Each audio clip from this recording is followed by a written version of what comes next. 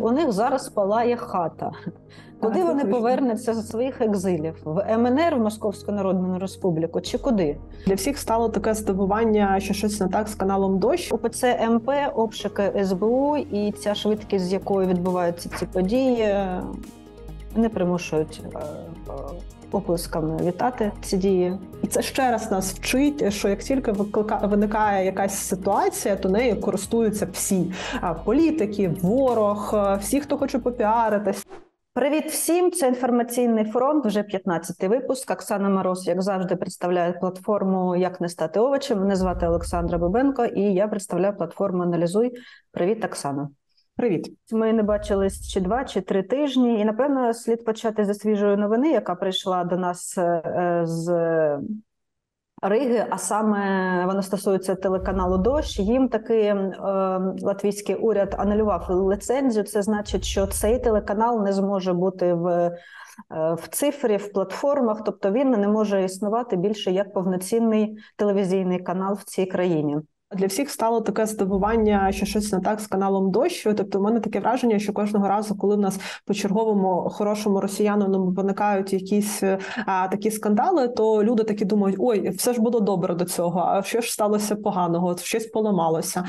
Ні, нічого не поламалося, це тенденційно, і насправді нічого дивного в цьому останньому скандалі немає. Тут швидше питання тенденції вони завжди називали, і не тільки «Дощ», а всі ось ці так звані публічні критики Путіна, про яких ми робили з тобою дослідження, ось вони називали наші мальчики, матері страдають, наші там, тобто вони, в них риторика, це жаління, це створення з них жертв пропаганди, що вони туди пішли попри свою волю. У вас есть сведения, есть свидетельства о том, как проходит мобилизация, о том, как мобилизованные служат на фронте, отправляются на передовую, обязательно. И вы хотите об этом рассказать, о проблемах российской армии, отправляйте нам сообщение на почту army@tvrain.ru или пишите на наш телеграм-бот. Мы практически всем отвечаем. Многие из написанных историй на нашей почте и телеграм-бот становятся опубликованными. Мы надеемся, что многим военнослужащим, в том числе, мы смогли помочь, например, с оснащением и с просто элементарными удобствами на фронте, потому что те истории, которые публиковались и рассказывались родственниками, ну, честно говоря, бросают в ужас. Насправді нічого нового не відбулося. Тут швидше багато питань стосовно тої інформації, яка стала оприлюднена, що вони отримують достатньо великі гранти. І ось це дивно, тому що я дуже надію, що сьогоднішня заборона, вона дасть якийсь вектор, хоча б бодай прискіпливо перевіряти так званих цих хороших росіян перед тим, як їм давати західні гроші. Тому що, насправді не так довго потрібно гуглити і шукати їхні реальні висловлювання і проводити достатньо прямі паралелі з російською пропагандою, щоб бачити, кого Захід може фінансувати. Так, я розумію позицію Заходу, що вони намагаються знайти там когось, хоча б, хто втримає Росію після Путіна, але, я думаю, вже це очевидно, що це точно не ось ті, хто називають себе, чи ми їх називаємо хорошими росіянами. Тому я думаю, що сьогоднішня така звістка дуже класна.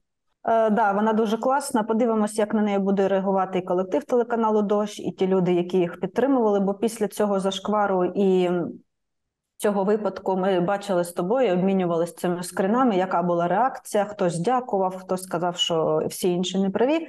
Я спеціально подивилася, це така маленька предісторія. Це не просто людина там вийшла і зробила, як вони кажуть, обмовку. Це була історія, коли Руська служба Радіо Свободи зробила розслідування, в якому, чи навіть українська служба, ми покажемо зараз цю статтю, вона буде на екрані. Хто захоче, подивиться і почитає. Значить, вони зробили, журналісти, таку історію. Вони знайшли командувача одного із російських військ, який поводив себе непристойно, поводив себе погано з підлеглими солдатами звичайними. І під Ізюмом так сталося, як вони кажуть, що вони побачили, ці солдати, що він там і бабушку вбив. Тобто гадка людина, але після цього, коли була опублікована стаття, вони включили в ефір телеканалу «Дощ» цих двох військових. І вони так між іншим сказали, бабцю вбили, неприємно, але цей нехороший чоловік, він нас обкрадав, вбив, і взагалі ми не труси. Вони таке казали, я просто спеціально дивилась цей ефір з цим ведучим. Ми не труси, ми не відмовляємося від спеціальної операції, ми і Сирію пройшли, і Чечню, от тільки нам забезпечення не вистачає. і грошей нам не платять, яких нам обіцяли. А в цілому ми, в принципі, герої і підемо до кінця. І от на фоні цьому ведучий жодного разу не задав запитання чи не заперечив, якого матюкатись не можна, якого ви там чорта опинились на території України і, мовляв, у вас хоча б якась думка могла б виникнути, чому ви туди йдете, їдете і так далі. Цього не було зроблено.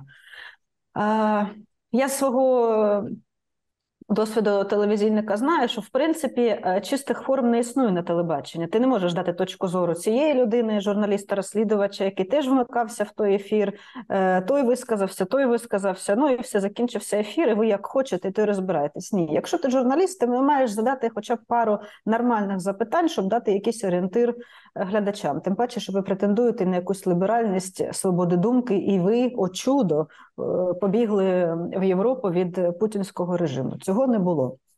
Ну, а потім відбулося те, що відбулося.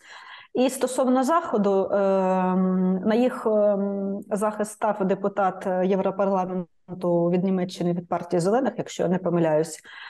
І була така думка, і вона, до речі, дуже популярна в Німеччині, що вони дійсно вільні, яскраві люди, які несуть якусь хоч краплинку правди. Ну, бувають обмовки у людей. Ну що, ти не працювала в прямому ефірі, Оксана, чи що? Чи не вирізала там свої якісь обмовки? Все буває, напруга, війна йде. Ну, чому ні? Так, тільки ця мовка є тенденцією, і це так важко їм визнавати чомусь. Я ще раз знімаю шляпу перед цим рішенням, яке сьогодні було, тому що я думаю, що воно має стати воно мало б стати сигналом. Чи стане воно сигналом, це питання, але воно мало сигналом, принаймні прискіпливіше вивчати те, що вони говорять. Я маю на увазі всіх цих публічних критиків Путіна, їх достатньо багато, і вони зараз все гучніше звучать на Заході. Побачимо. Окей, але ми домовились поговорити більш детально про обстріли, які відбулись в понеділок. Ми за ними слідкували. І я тут маю покаятись перед Оксаною Мороз, бо однією рукою я їй щось писала, не пам'ятаю, щось по роботі серйозно, а іншою я йшла в телеграм-канали в анонімні, щось, напевно, теж кидала. І ти знаєш, я впіймала себе на думці, що я розумію їх не користь, шкоду, але я нетерпляча людина, мені треба, щоб вона так от потоком було все. І телеграм-канали ці, і білий список, і владні телеграм-канали офіційні. Я собі так поставила діагноз, що це професійне, напевно. Але скажи ти. Давайте розберемо вчорашні кейси. Ми вівторок пишемося, і ця атака в нас була вчора. Насправді, вчора ми бачили один з таких прикладів більш інформаційної атаки, чим атаки ракетної. Я завжди кажу і повторюю, що це паралельні процеси, які одночасно йдуть. І по-іншому не буває в сучасній війні.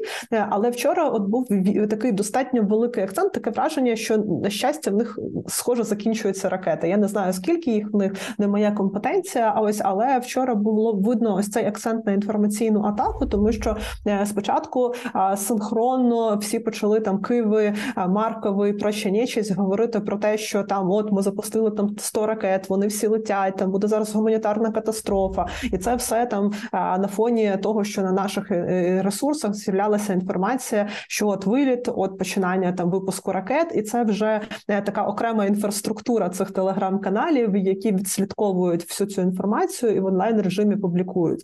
І на фоні цього ось ця масова інформація про те, скільки летить, скільки збили, де збили і так далі, вона створювала таку достатньо об'ємну картину великої атаки. Так, вчора була велика атака, ми не можемо цього заперечувати, але ось цей ефект, він її роздував, він створював більший емоційний тиск. І потім, коли вони почали вкидати інформацію, що з Криму випустили вже ядерні боєголовки, це абсолютно сприймалося як Армагеддон, він виглядає ось так.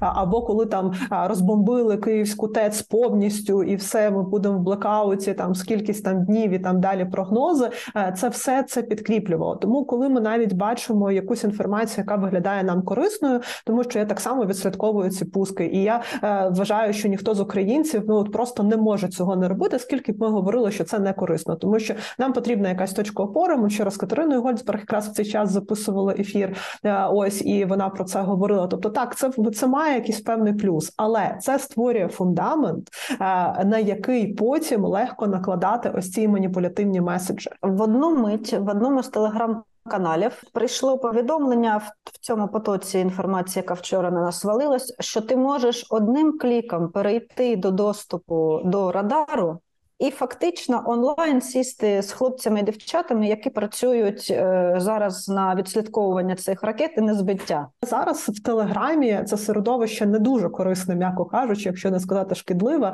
з'являються ось всілякі форми, які заспамлюють нас дуже різною інформацією, і вся вона ґрунтується якраз на ось цих наших болях.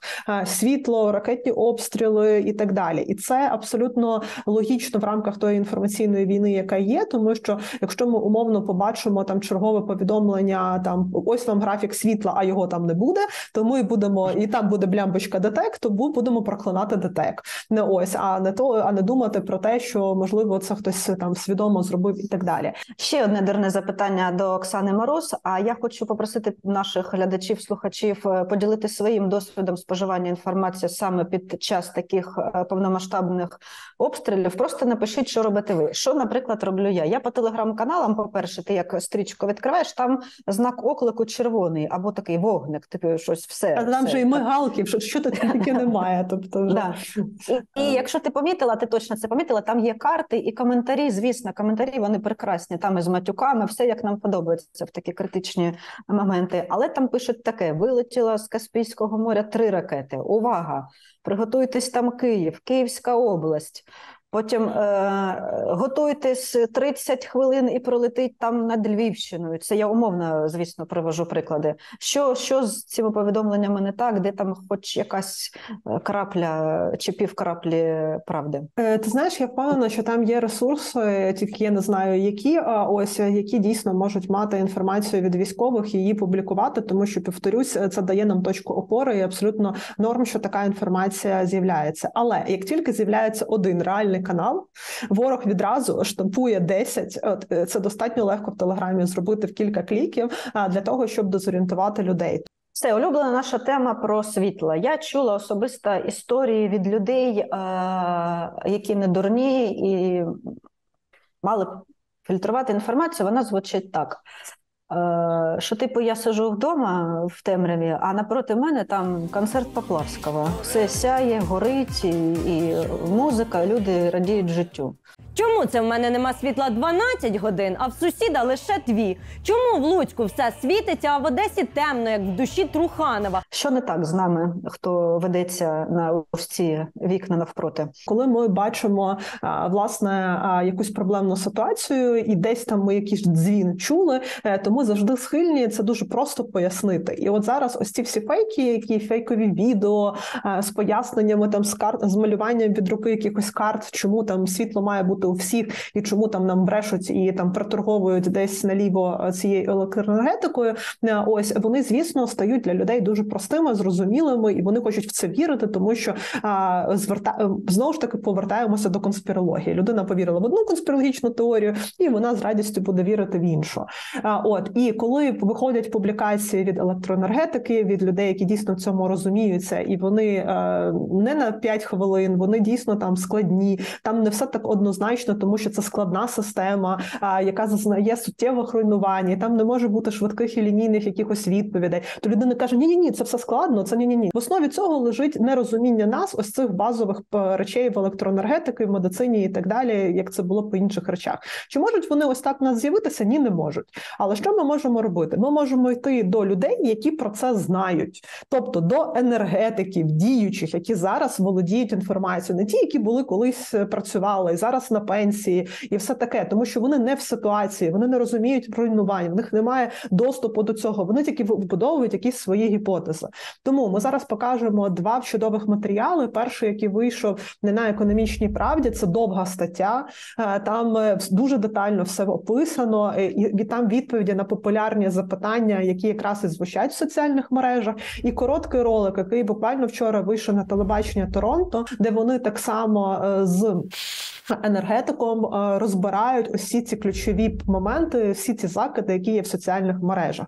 Дуже просто в стилі телебачення Торонто, де вони там на індички показують, як це все працює. Електростанція – це як індичка, яку завели для Дня подяки. І перед тим, як їсти, її готують. Готує струм трансформатор. Це ще одна ситуація, яка показує, що якщо ви не експерт в цьому, або знайдіть одного-двох експертів і з ними поговоріть, або не робіть поспішних висновків. Тому що чи можуть бути помилки? Так, можуть. Але чи це якась конспірологія, теорія змови і так далі? Ні. А хто хоче, щоб ми так думали?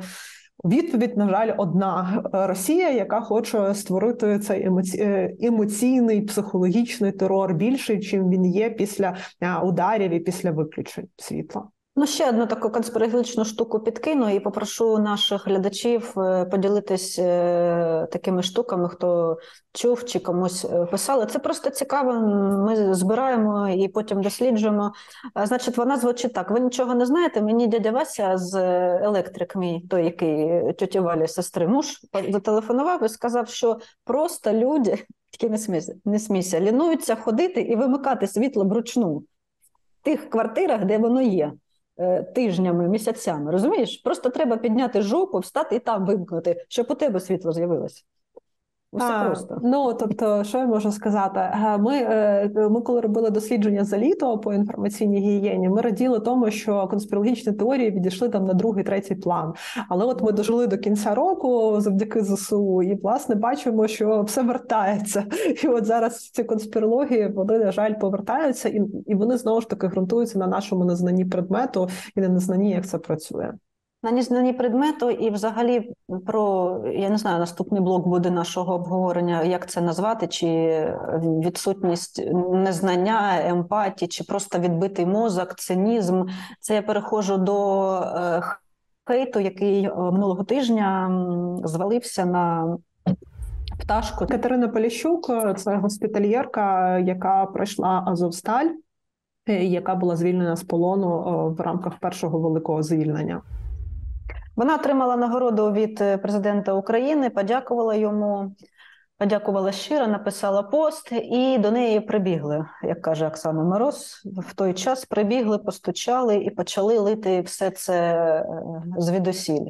Що вона нічого не зрозуміла, що вона політично неправильно жила і живе, орієнтири політичні так і не зрозуміла. До неї прийшла замдекана Національного авіаційного університету, яка написала абсолютно ганебний коментар, що та де там той полон, подивіться на людину, вона схудла і чудово виглядає. Ну, це просто. Потім наступного дня ця людина сказала, мене зламали во всіх акаунтах, ви нічого не зрозуміли, це була атака на мене. Що це взагалі відбувається з людьми, Оксана? Чому це відбувається? Тут є таких кілька моментів. По-перше, це абсолютно наративи, які ширилися з перших днів.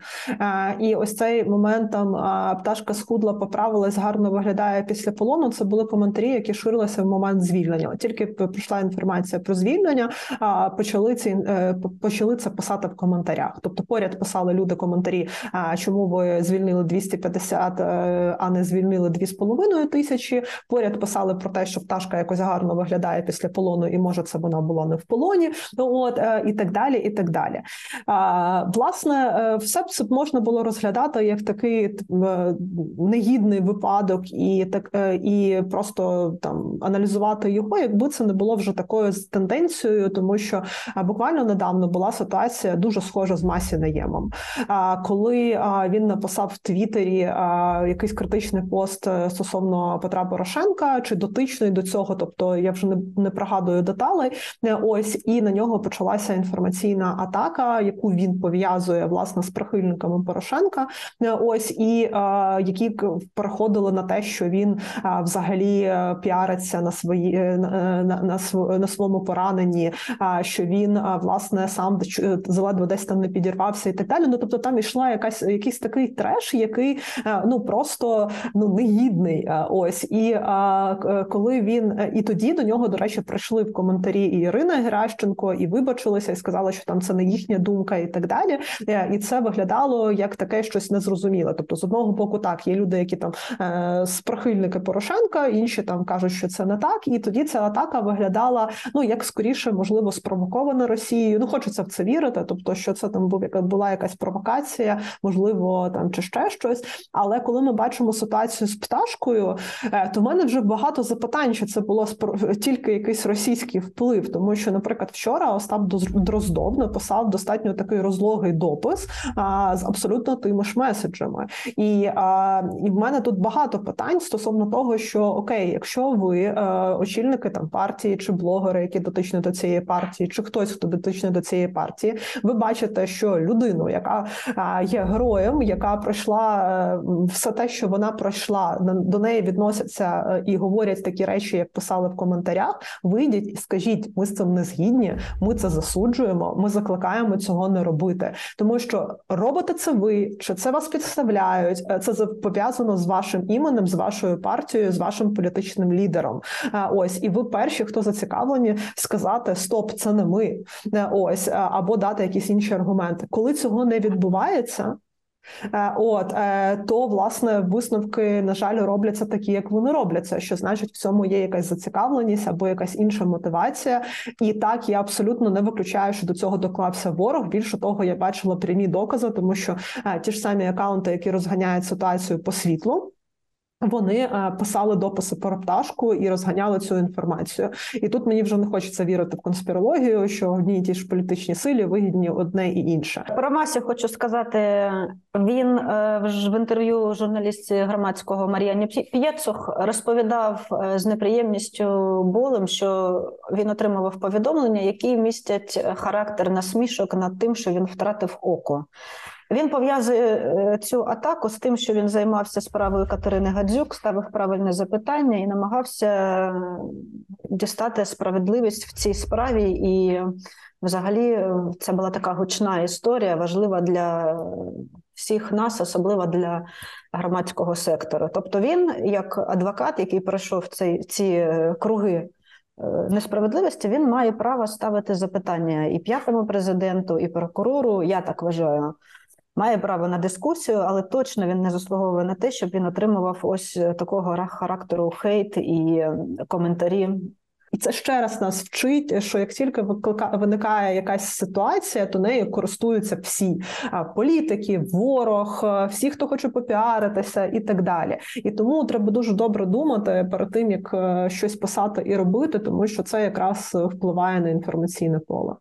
УПЦ МП, обшуки СБУ і ця швидкість, з якою відбуваються ці події, не примушують оплесками вітати ці дії з боку СБУ. Я дуже вдячна.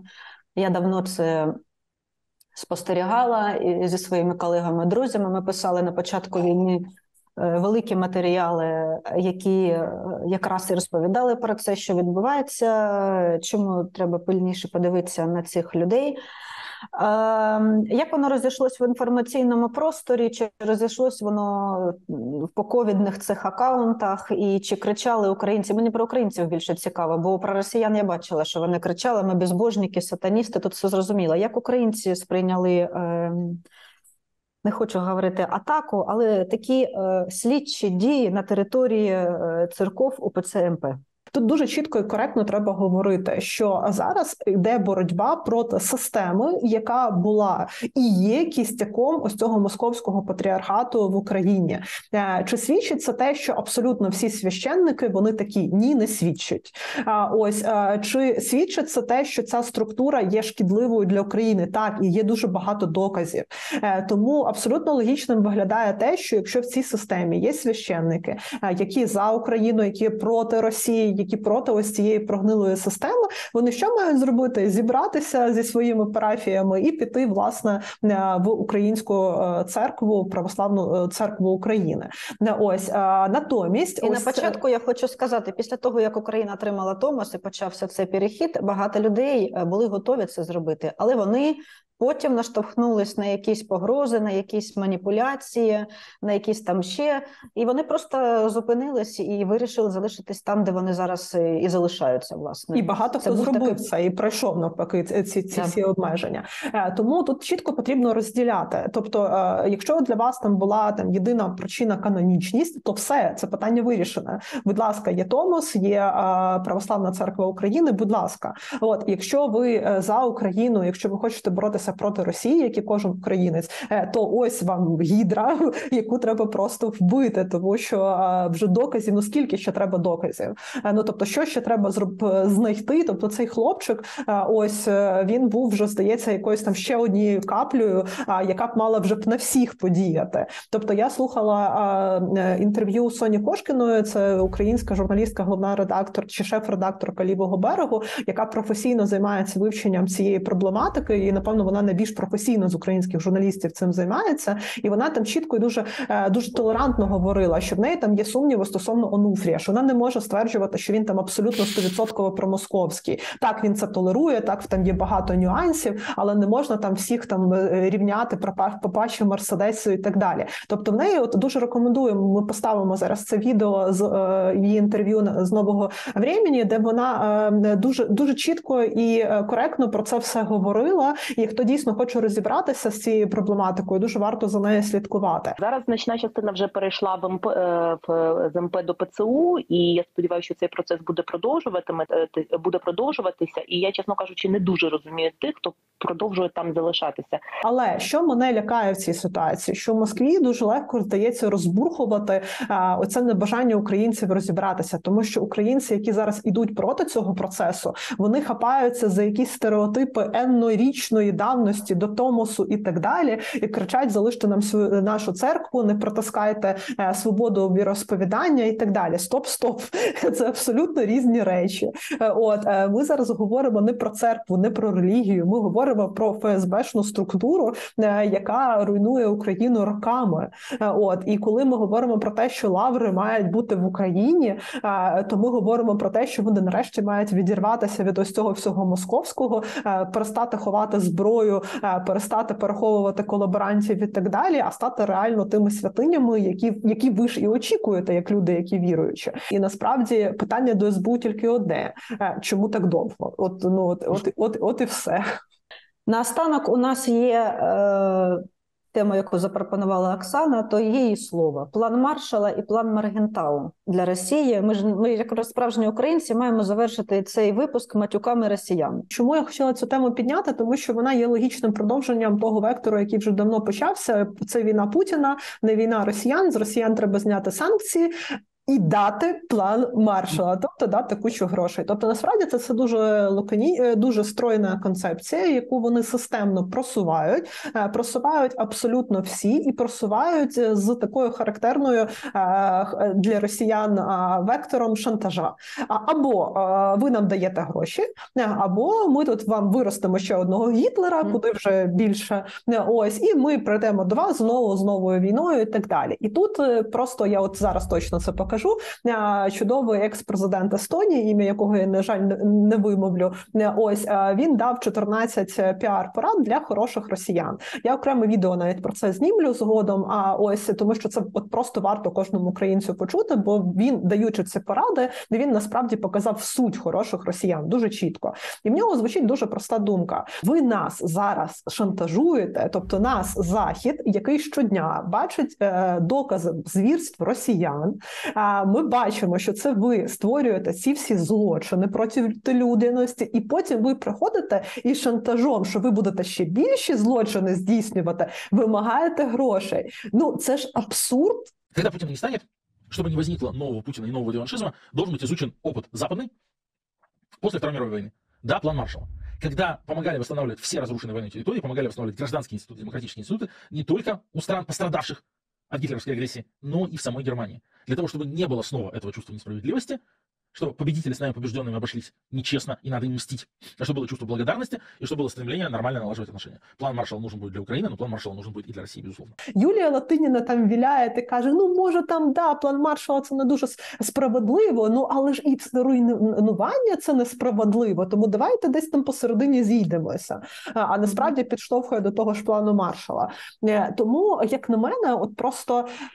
Ну, скільки нам ще треба доказів про те, що немає там того, про кого потрібно думати на цій Росії і до кого потрібно прислухатися. Тобто ми до цієї когорти хороших росіян знаходимо все більше доказів їхньої нікчемності, їхньої самозакоханості, їхнього бажання, власне, всіляко працювати на свою шкуру і працювати проти всіх, тому що всі їм не цікаві, включаючи Україну, Захід і так далі.